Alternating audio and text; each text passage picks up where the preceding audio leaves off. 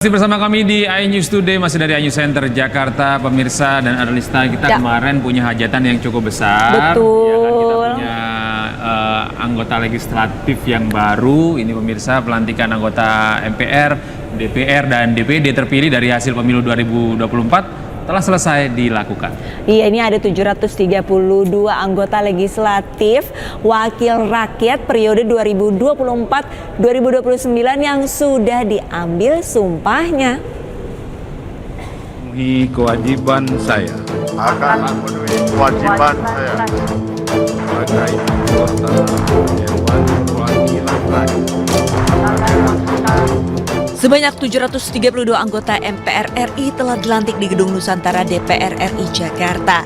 Wakil rakyat yang telah diambil sumpahnya terdiri dari 580 anggota DPR dan 152 anggota DPD untuk periode 2024-2029.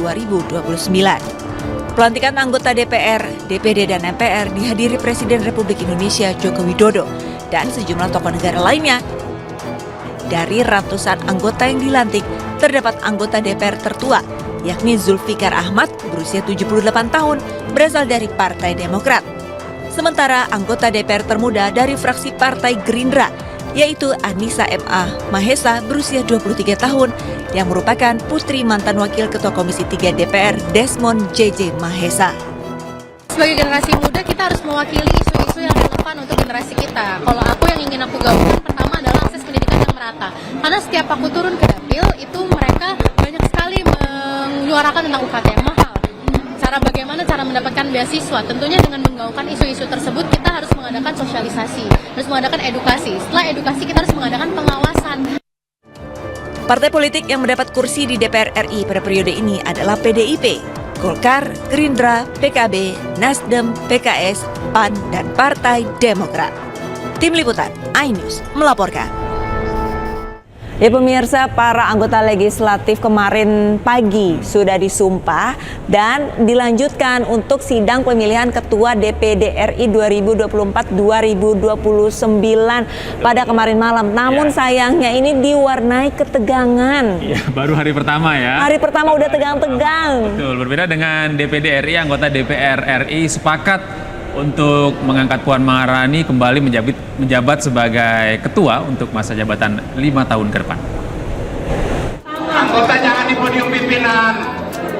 Etika persidangan tolong dijaga etika persidangan. Kepala boleh panas tapi hati harus tetap dingin. Hujan interupsi terjadi saat rapat membahas syarat pemilihan. Dibicarakan aja baik-baik. Ganti warna, jangan ini. Ganti warna sama tuliskan dalam sistem angket yang melakukan Saya melihat ada satu orang menandatangan 2 form. Pimpinan. Ini bagaimana mengaturnya ini pimpinan? Yang pertama itu kan verifikasi setelah dimasukkan kembali form ini. Yang nggak ditandatangani dulu. Orang perlu dimasukkan formnya kok. Ditatif bahwa form Keributan yang terjadi dalam ruang sidang paripurna di Kompleks Parlemen Senayan Jakarta ini berakhir dengan terpilihnya Sultan Najmuddin sebagai Ketua DPD RI periode 2024. Dalam pemungutan suara, Sultan mendapatkan 95 suara, sedangkan lawannya Lanyala Mataliti memperoleh 56 suara. Jadi seperti yang tadi kami sampaikan bahwa paket ini adalah paket yang kami rajut untuk menggambarkan pertama ke Indonesia. DPD ini kan adalah miniatur Indonesia dari Aceh sampai ke Papua. Itu yang kami buat. Ya, ada saya sebagai mungkin perwakilan dari anak muda, kemudian beliau ada perempuan, tokoh perempuan dari Jawa, tokoh non-muslim dari timur, kemudian ada tokoh muslim juga. Rapat paripurna DPD juga menetapkan GKR Mas sebagai Wakil Ketua 1, Yoris Raweyai, Wakil Ketua 2, dan Tamsil Lindrung, Wakil Ketua 3. Tim Liputan iNews melaporkan. Iya, sementara itu pemirsa, Puan Maharani kembali menjabat sebagai Ketua DPR RI untuk 5 tahun ke depan. Dan penetapan pimpinan DPR RI digelar dalam rapat paripurna usai pelantikan anggota DPR baru sore kemarin pemirsa. 4 wakil Ketua DPR ini dijabat oleh Sufmi Dasko dari fraksi Gerindra, lalu ada Adis Kadir dari fraksi Golkar, Saan Mustafa dari fraksi Nasdem, dan Cucun Ahmad Samsurijal dari fraksi PKB. Rapat paripurna penetapan pimpinan DPR periode 2024-2029 ini berjalan mulus usai penetapan para pimpinan DPR yang baru mengucapkan sumpah jabatan.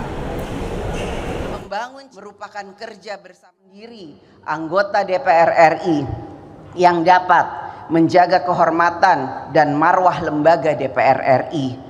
Marilah kita bangun bersama DPR RI yang semakin dekat dengan rakyat, semakin dipercaya oleh rakyat, dan dapat mensejahterakan rakyat.